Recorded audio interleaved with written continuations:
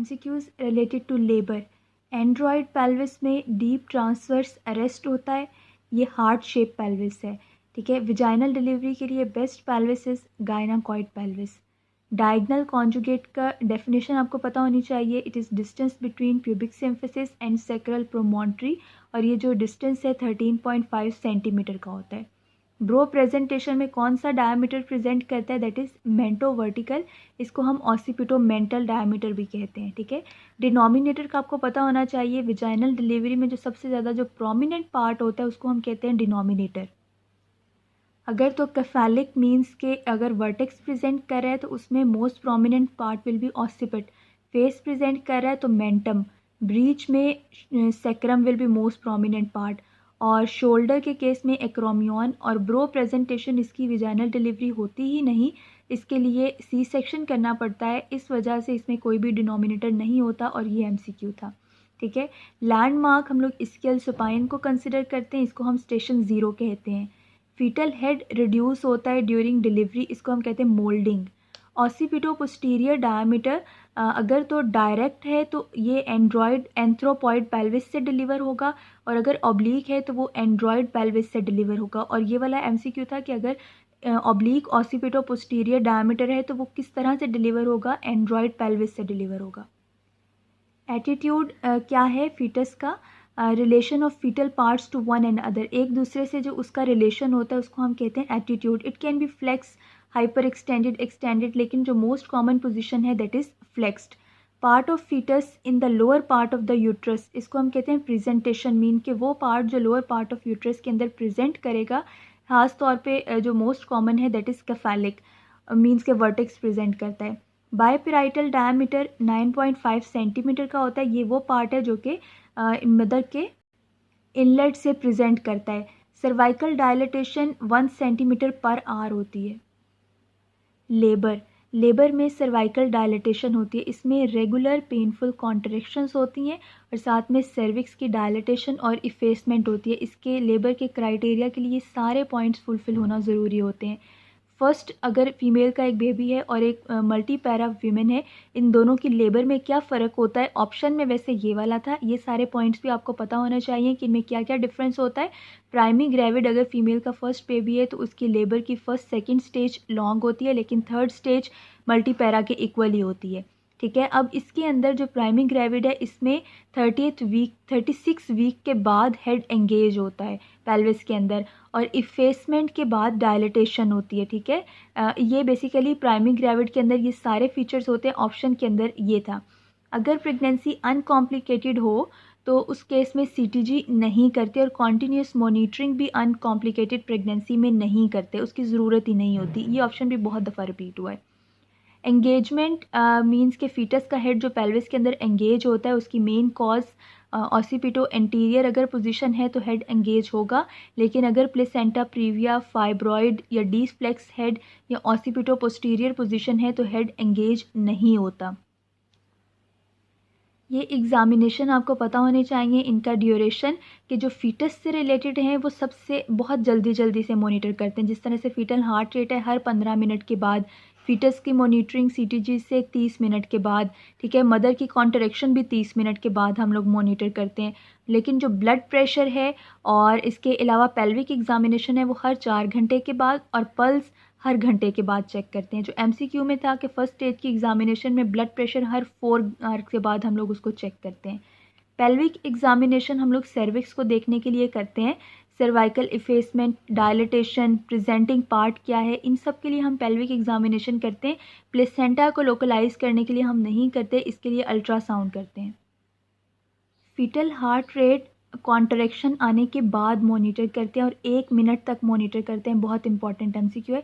Contraction से पहले नहीं करते, कॉन्ट्रैक्शन के दौरान नहीं करते, आफ्टर कॉन्ट्रैक्शन इसको मॉनिटर करते हैं।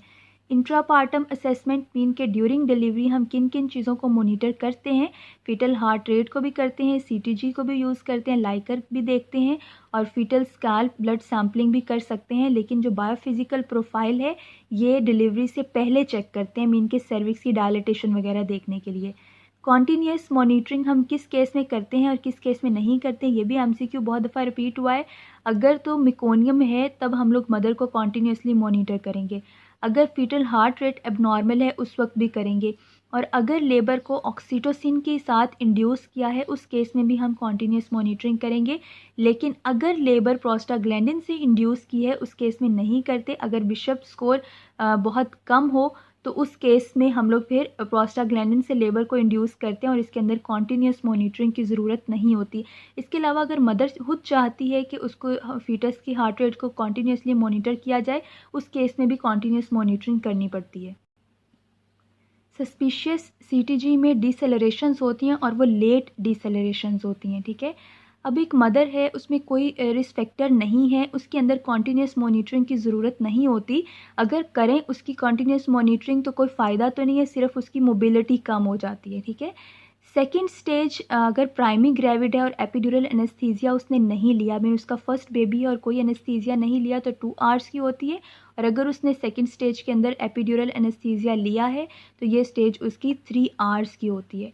सीपीडी का जब भी केस आता है ना, तो बेसिकली सेफेलोपेल्विक डिस्प्रोपोर्शनैलिटी, इसमें फीटस का हेड एंगेज नहीं होता, ठीक है। तो जब एंगेज नहीं होता तो एब्डोमेन के अंदर वो पाल्पेबल होता है, एटलीस्ट उसका 4/5 पार्ट पाल्पेबल होता है। जब भी सीपीडी का केस आता है ना, तो आपने इसका पाल्पेबल हेड देखना है कि एब्डोमेन में कितना हेड पाल्पेबल होता है, क्योंकि ये एमसीक्यू बहुत दफ़ा आया है कि नॉर्मली अगर सीपीडी नहीं है तो आई थिंक 2/5 पार्ट पाल्पेबल होता है, लेकिन अगर सीपीडी है तो 4/5 पार्ट पाल्पेबल होता है।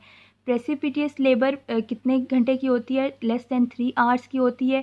पीएच का आपको पता होना चाहिए जो हमें फीटल स्कैल्प ब्लड सैम्पलिंग से मिलती है।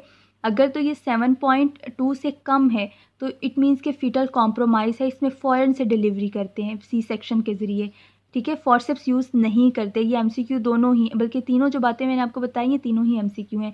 अगर 7.25 से ज़्यादा है पीएच तो फिर ये नॉर्मल है, लेकिन अगर 7.20 से 7.25 है तो बॉर्डर लाइन में, इसको फिर आपने 60 आवर्स के बाद अगेन इसको मॉनिटर करना है। एमसीक्यू ये था कि अगर पीएच कम है तो फीटल कॉम्प्रोमाइज़ होगा और इसके लिए हम सी सेक्शन करते हैं।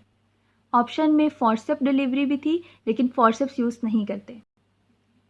Complication of second stage except, ये जितनी भी कॉम्प्लिकेशंस हैं सेकेंड स्टेज में होती हैं, shoulder dystocia, tear, episiotomy, fetal distress, PPH third stage में होता है। ये थर्ड स्टेज की कॉम्प्लिकेशन है। प्लेसेंटल सेपरेशन के बहुत सारे साइंस होते हैं, gush of blood, cord lengthen हो जाता है, लेकिन इन्वर्जन इसका साइन नहीं है। थर्ड स्टेज ऑफ लेबर को मैनेज करने के लिए हम ये फीटस को देते हैं ऑक्सीटोसिन, 10 यूनिट ऑक्सीटोसिन देते हैं, आईएम रूट से देते हैं और उसके अंटीरियर शोल्डर के ऊपर देते हैं। ये कंप्लीट आपने याद करना है, बहुत इंपॉर्टेंट पॉइंट है, ठीक है। ये फीटस को देते हैं आईएम ऑक्सीटोसिन।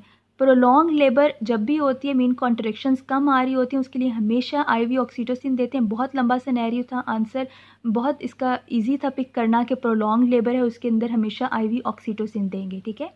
वेरिएबल डिसेलरेशंस किस केस में होती हैं? कॉर्ड प्रोलैप्स या कंप्रेशन और फीटल एनीमिया के केस में होती हैं। और ये बात मैंने आपको पहले ही बताई कि अगर पीएच कम है तो आप इमीडिएट सी सेक्शन करते हैं। ड्यूरिंग प्रेगनेंसी अगर ऑपियोइड्स यूज़ करें तो गैस्ट्रिक एम्पटिंग डिले होती है, ज़्यादा नहीं होती। So option ऑपियोइड during pregnancy cause all except, ये सारी प्रॉब्लम्स होती हैं एंड गैस्ट्रिक एम्पटिंग डिले होती है। फर्स्ट स्टेज ऑफ लेबर में पेन T11, 12 और L1 से ट्रांसमिट होती है और सेकंड स्टेज में S2, 3 और S4 से ट्रांसमिट होते हैं पेन इम्पल्स। एपिड्यूरल एनेस्थीसिया की कौन सी कॉन्ट्राइंडिकेशन नहीं है? ट्विन प्रेगनेंसी कॉन्ट्राइंडिकेशन नहीं है, इसके अंदर हम एपिड्यूरल एनेस्थीसिया देते हैं और जब भी एपिड्यूरल एनेस्थीसिया देते हैं सारी लेग बिल्कुल नम हो जाती है। उसकी वजह से क्या होता है, मदर सही से पुश नहीं कर पाती, सो फॉरसेप डिलीवरी का इंसिडेंस बढ़ जाता है एपिड्यूरल एनेस्थीसिया में। ब्रीच डिलीवरी का इंसिडेंस टर्म पे अगर है तो 3 to 4% और अगर प्री टर्म है तो 15% इंसिडेंस होता है कि ब्रीच डिलीवरी होगी। कॉजेज़ ऑफ ब्रीच, ये सारी ही ब्रीच डिलीवरी की कॉजेज़ हैं, ये एब्रप्शन इसकी कॉज नहीं है। बाइकॉर्नेट वो सारे पॉइंट्स जिसकी वजह से यूट्रस की में कोई भी ऑब्स्ट्रक्शन होती है उसकी वजह से ब्रीच डिलीवरी होती है, like placenta previa, fibroid, bicornuate uterus. Abruption की वजह से ब्रीच डिलीवरी नहीं होती। ब्रीच डिलीवरी में आर्म को हम किस तरह से डिलीवर करते हैं? लॉवसेट मेनोवियर के लिए और लेग को पिनार्ड मेनोवियर से, ठीक है। अब विजाइनल ब्रीच डिलीवरी मीन अगर ब्रीच प्रेजेंटेशन है तो विजाइनल डिलीवरी हम नहीं करते। अगर